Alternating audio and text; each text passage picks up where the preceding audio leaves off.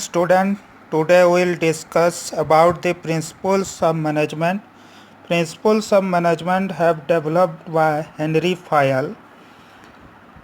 Henry Fayol, born on 29 July 1841, वो अपने books Henry file classic general and industrial management में management का different principles के बारे में लिखे हैं। About Henry Fayol, in 1860 he joined as a junior executive और जूनियर एग्जीक्यूटिव की तरह ज्वाइन किए थे एक माइनिंग कंपनी में, और 1888 होगा, 1888 पे वो मैनेजिंग डायरेक्टर उसी कंपनी में बन गए थे।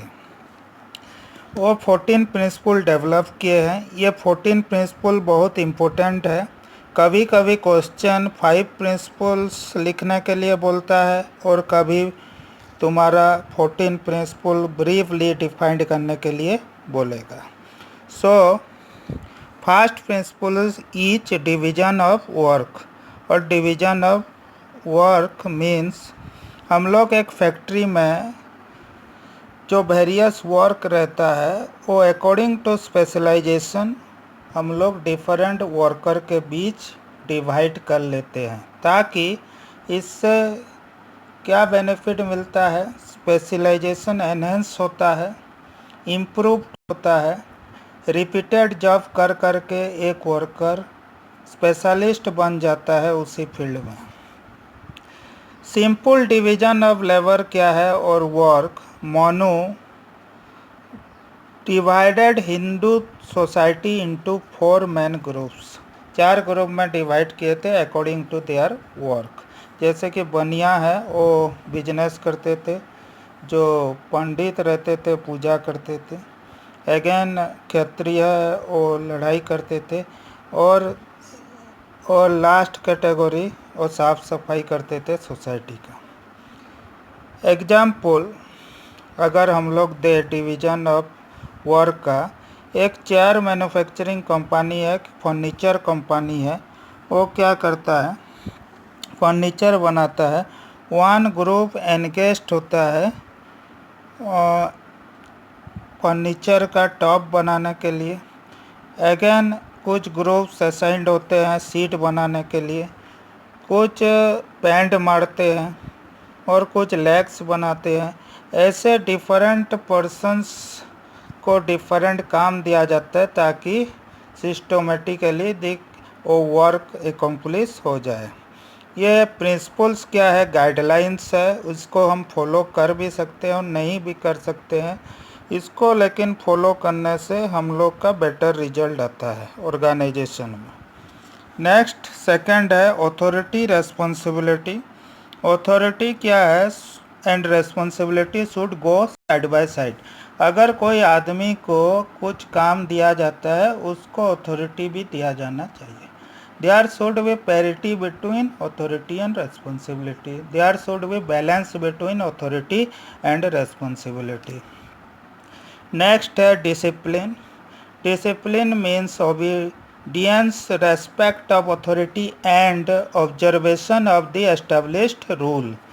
Without discipline we cannot accomplish our goal. Discipline के बिना हमारा गोल को हम लोग फुलफिल नहीं कर सकते हैं इन एनी फील्ड। कोई स्टूडेंट भी अगर डिसिप्लिन है तो बेटर रिजल्ट लाता है। इन दिस वे ये प्रिंसिपल ऑफ डिसिप्लिन हमें सिखाता है कि रेस्पेक्ट द अथॉरिटी और सही टाइम पे सही काम हमको परफॉर्म करना है। Next is unity of command. 1 man order from 1 boss. Unity of command signifies that 1 man 1 boss principle. एक एम्प्लॉय का एक ही बॉस होना चाहिए। अगर एक एम्प्लॉय का बहुत सारा बॉस हो जाएंगे और ऑर्डर देने लगेंगे, ही विल गेट कन्फ्यूज और वर्क सही से वो कर नहीं पाएगा। Next one is unity of direction. There should be 1 head and 1 plan for group activities. यह टीम को सिग्निफाइज करता है।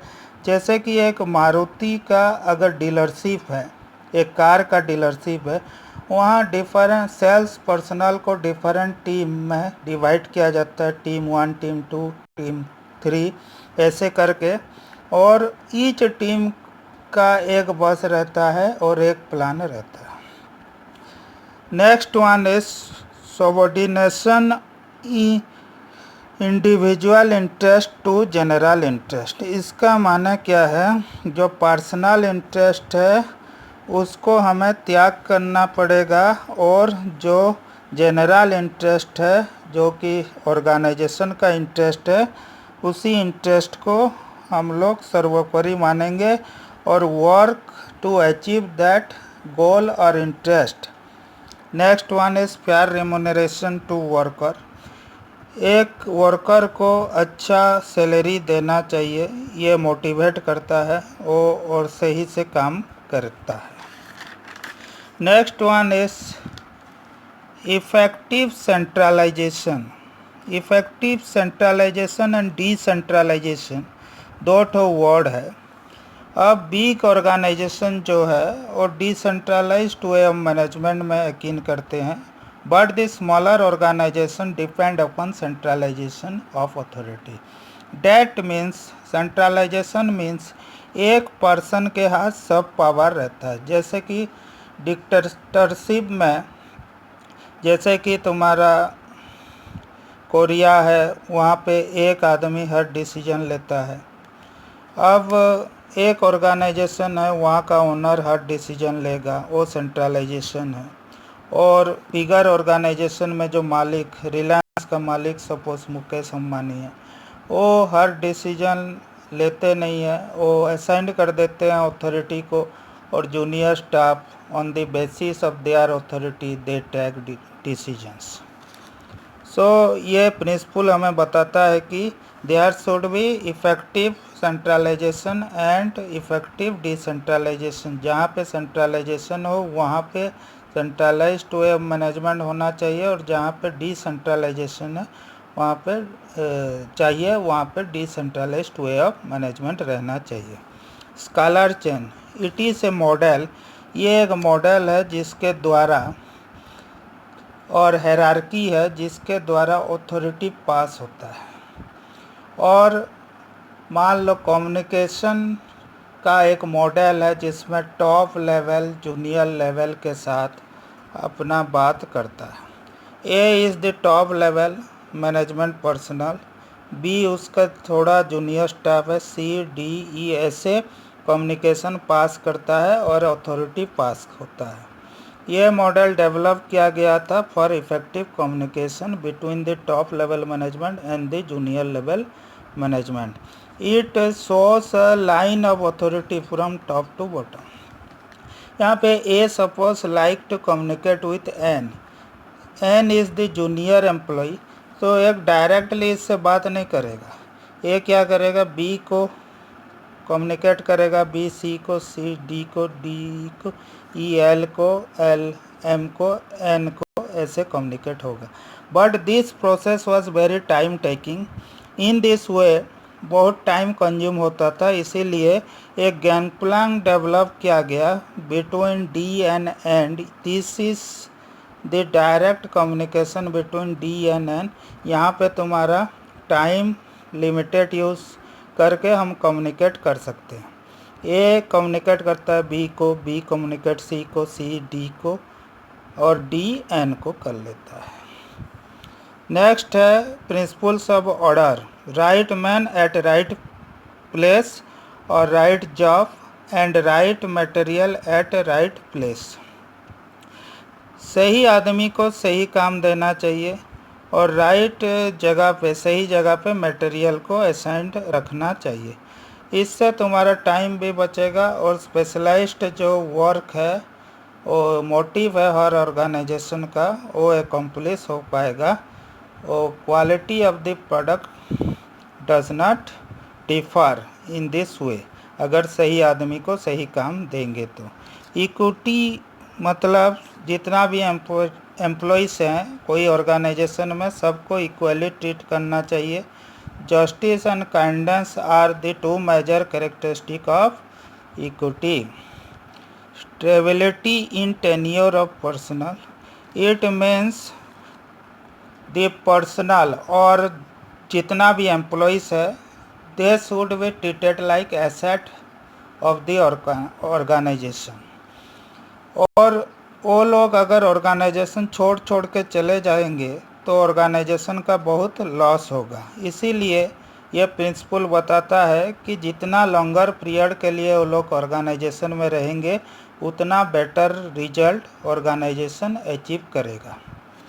इनिशिएटिव मतलब the superior personnels or the top management should encourage the lower level management. वो motivate करना चाहिए so that they take initiative in different work. वो आगे आएंगे to accomplish different work काम करने के लिए और इससे हमारा गोल फुलफिल होगा। Initiative indicate to the power of thinking out plan and ensuring its successful implementation. Next is Esprit de corps. Esprit de corps ये लास्ट प्रिंसिपल्स ऑफ मैनेजमेंट है। इन दिस प्रिंसिपल्स हम लोग को स्पिरिट डेवलप करना पड़ता है, working spirit among दी employees, और team spirit develop करना पड़ता है एम्प्लॉइज़ के बीच। हमें लॉयल बनाना पड़ता है एम्प्लॉइज़ को और डिवोट, जैसे कि वो लोग डिवोट करें अपना टाइम और total talent towards the accomplishment of the goal of the organization. These are the 14 principles of management. These can be applied in different organizations according to their structures. Thank you.